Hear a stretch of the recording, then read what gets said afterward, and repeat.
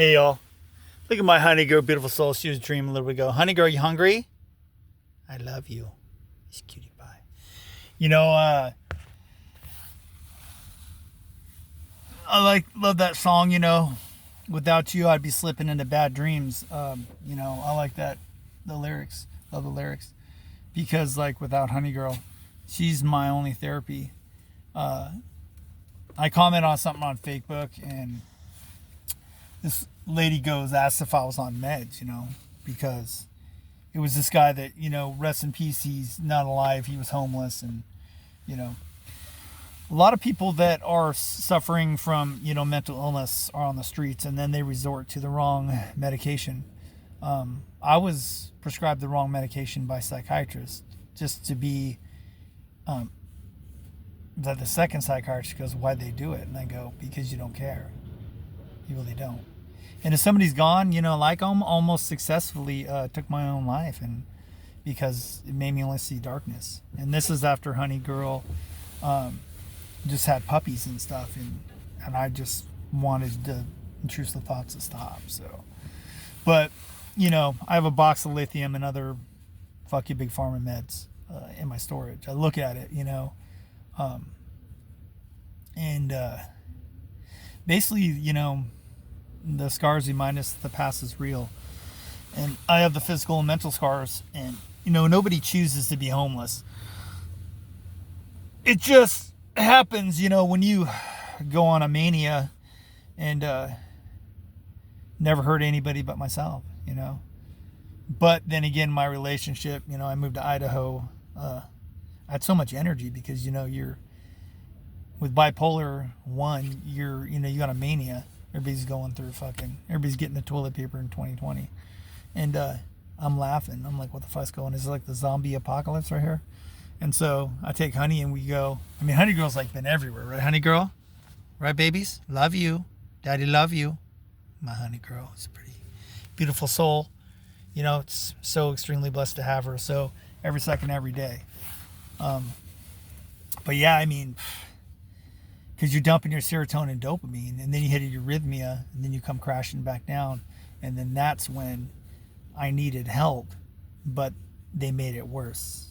40 ECTs in a year. That I cannot believe they would think that that would help your brain. What it does is it just messes with your long and short term memory. It's like pieces of broken glass in your head, like Green Mile, John Coffey. Sometimes I come out of there and I just I thought I had my mind erased. And my ex would always go, have a shocking experience. I guess I don't know. At least she dropped me off with an appointment. I don't really blame her for not, wanting to keep our relationship going, because, I have the,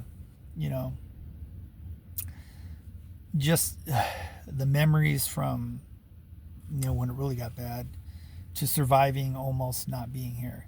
And I never will probably tell the whole story with that. But, it was just, that would have never happened if they didn't put me on the wrong meds. So no, I do not want to have any more meds. I do not want to have any therapy, because therapists don't listen to you, and they just keep pumping you full of meds. And I was getting tremors, and you end up with cognitive distortion, which sounds like a pretty cool band, but it's dementia. At 67, I'm 54. So Honey Girl and I have been all over the place, because that's where bipolar takes you. And plus, it's hard to rent a place. I've taken 3 of 4 of the parks I was at, RV parks, civil harassment restraining order. My ex-family used my mental illness against me, and I'll leave it at that, because of the shit that my sister pulled. And I'll never talk to her again. And people tell me that I should make it right, and I go, no, they should make it right. I'm not making anything with them again. So, it's tough because my mom's still alive. I don't get to really see her that much because of my sister. And I told my sister, if she ever tries to find me or talk to me, I'll take all her money, I'll sue her, and I'll take everything, and I'll burn it right in front of her. That's not the bipolar talking. That's me. And so, and my ex just wanted more money. And the whole thing is like, I tried raising her kids. I tried that twice with these female humans. And, I don't want any more relationships. I only post on here. I'm only on here because my ex and her kids and a game called Heyday. And then, it just, you got to go do stuff, man. You never know when your journey is going to stop. And it's not about the destination, it's about the journey. So, there's good days and bad days. I just have that box of meds because I look at that and I go, that was destroying me, and they don't care because they go to pill conventions and they push drugs. They're drug dealers. That's all they are. And fuck you, Big Pharma. I get banned for doing this shit on TikTok Talk. I got banned 6 times for life. Do you think I give a fuck? No. Because I'm on here to hopefully help people that are struggling. Do I struggle? Yeah. Am I a lot better now? I'm a lot better than I'm not on meds,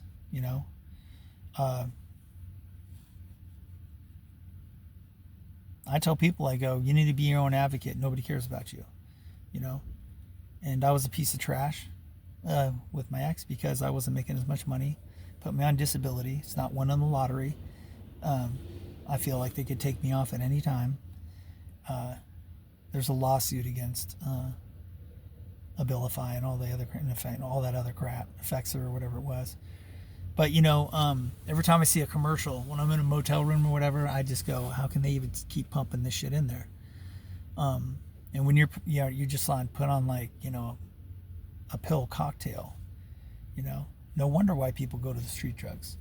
And I don't drink, smoke, nothing. The thing I don't like is I don't like negativity. I don't like narcissists.